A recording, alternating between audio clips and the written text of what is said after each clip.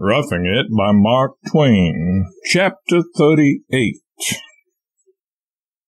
Mono Lake lies in a lifeless, treeless, hideous desert, 8,000 feet above the level of the sea, and is guarded by mountains 2,000 feet higher, whose summits are always clothed in clouds.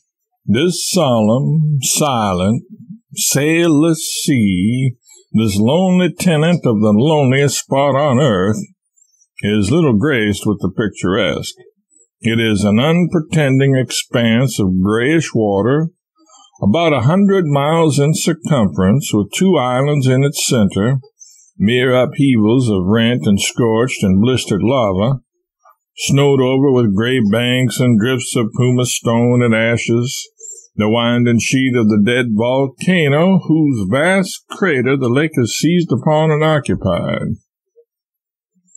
The lake is 200 feet deep, and its sluggish waters are so strong with alkali that if you only dip the most hopelessly soiled garment into them once or twice and wring it out, it will be found as clean as if it had been through the ablest of washerwomen's hands.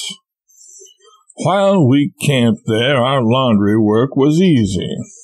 If we threw the water on our heads and gave them a rub or so, the white leather would pile up 3 inches high. This water is not good for bruised places and abrasions of the skin. We had a valuable dog.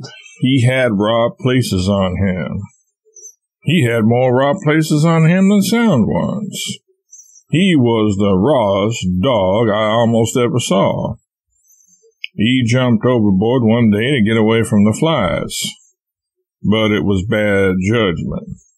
In his condition, it would have been just as comfortable to jump into the fire. The alkali water nipped him in all the raw places simultaneously, and he struck out for the shore with considerable interest.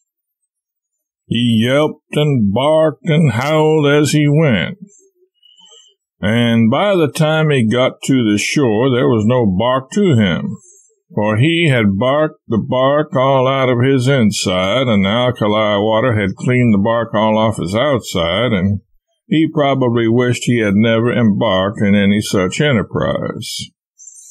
He ran round and round in a circle, and pawed the earth and clawed the air, and threw double somersaults, sometimes backwards and sometimes forward, in the most extraordinary manner.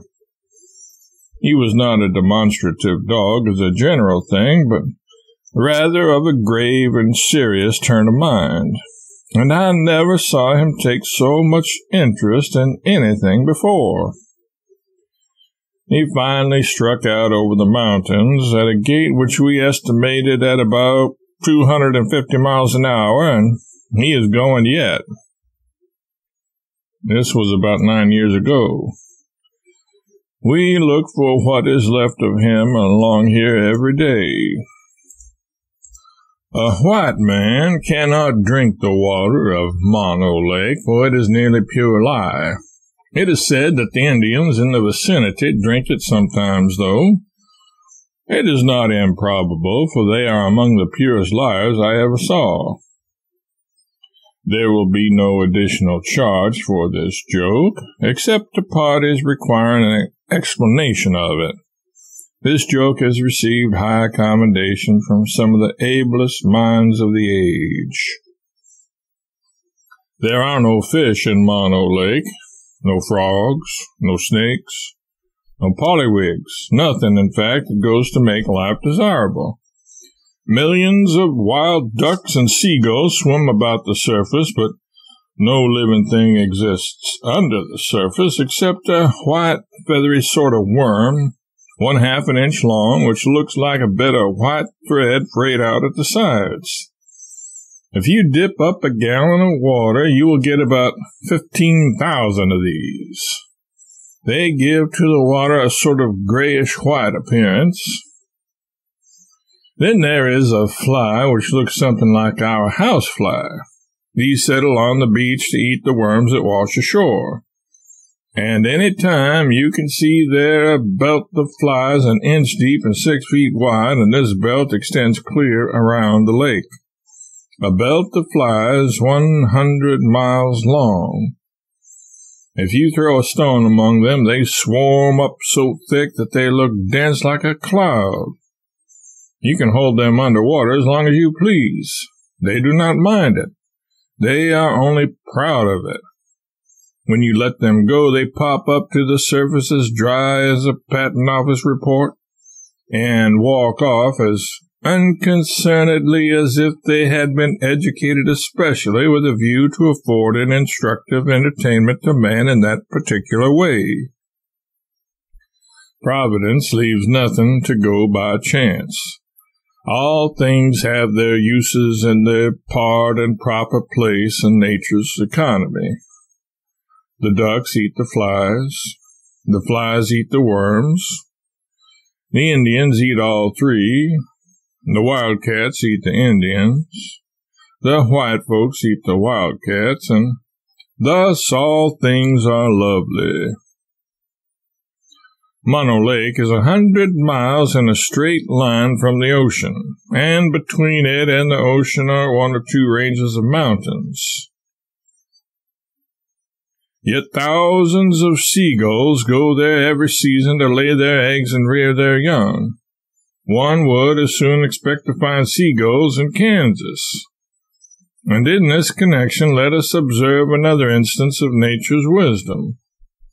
The islands in the lake being merely huge masses of lava coated over with ashes and pumice stone and utterly innocent of vegetation or anything that would burn, and seagulls' eggs being entirely useless to anybody unless they be cooked, nature has provided an unfailing spring of boiling water on the largest island, and you can put your eggs in there, and in 4 minutes you can boil them as hard as any statement I have made during the past 15 years.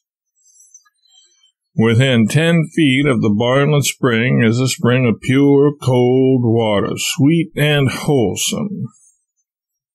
So in that island you get your board and washing free of charge, and if nature had gone further and furnished a nice American hotel clerk who was crusty and disobliging and didn't know anything about the timetables or the railroad routes or anything, and was proud of it, I would not wish for a more desirable boarding house.